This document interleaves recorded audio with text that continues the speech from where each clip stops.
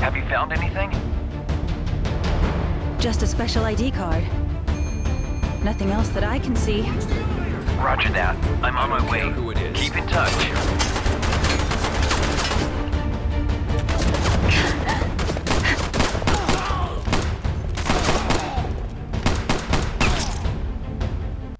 Bright Memory is kind of a stupid game.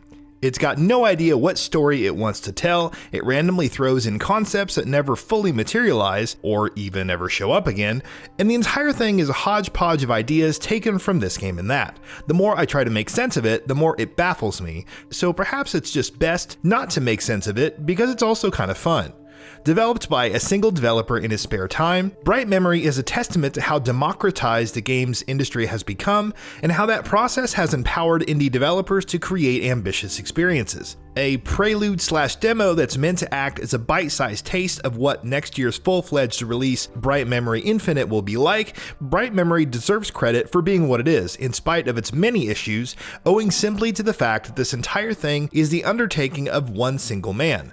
But of course, those issues cannot be ignored. You play as a woman named Shelia who, I wish I could tell you what her deal is or what the narrative setup is, but honestly I have no freaking idea what the hell went on throughout the course of this entire episode.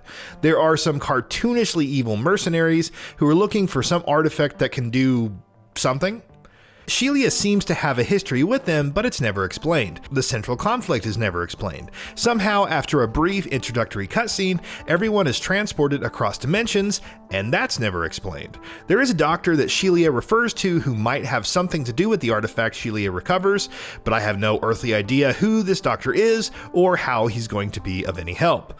Oh, and at one point, you light a bonfire taken straight out of Dark Souls, and even get the oh-so-familiar bonfire lit message, but that's never explained either. It's just all randomly thrown in and makes no real sense. It doesn't help that the localization and the voice acting are laughably bad.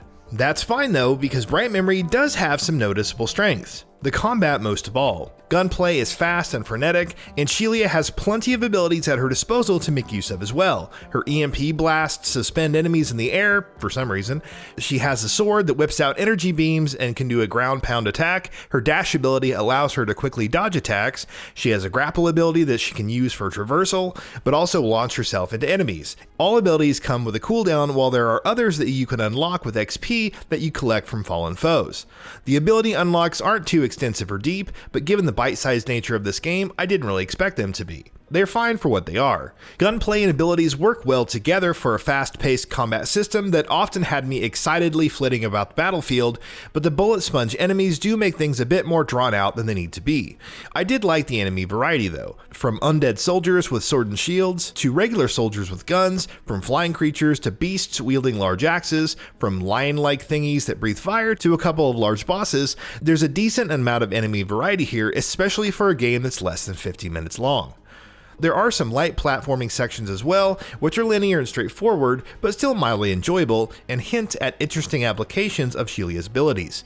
There's also a single puzzle, unless there were optional ones that I missed, which makes no sense. You have to align symbols on rotating discs in the ground with symbols on the wall, and Shelia even says out loud that they match, except they don't. They look nothing alike. I just got through the thing thanks to trial and error.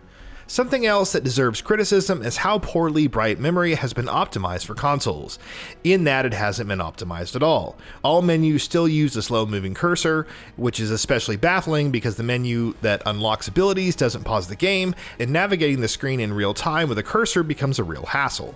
Your default aim sensitivity is clearly geared for keyboard and mouse gameplay and feels sluggish on an analog stick. When I went to adjust it, the menu glitched out and blocked the sensitivity slider with another button that refused to go away, and I had to restart the game. There are some technical issues as well. Lip syncing is consistently problematic, the audio glitches out often, I was hearing double at certain points throughout the game, and screen tearing can be a pretty major issue, though at least the latter can be mitigated by turning on VSync.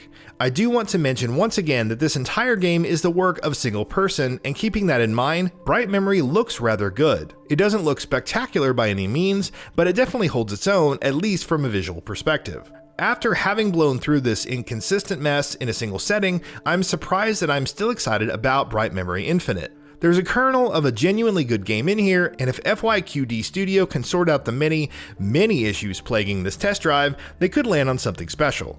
I just hope, above all else, that Infinite explains what the damn Dark Souls bonfire was doing in there. That's a mystery for the ages. And that wraps it up. If you like what we are doing, please consider subscribing to our channel, and don't forget to switch on the bell notification icon. That way you will never miss out on any of our videos.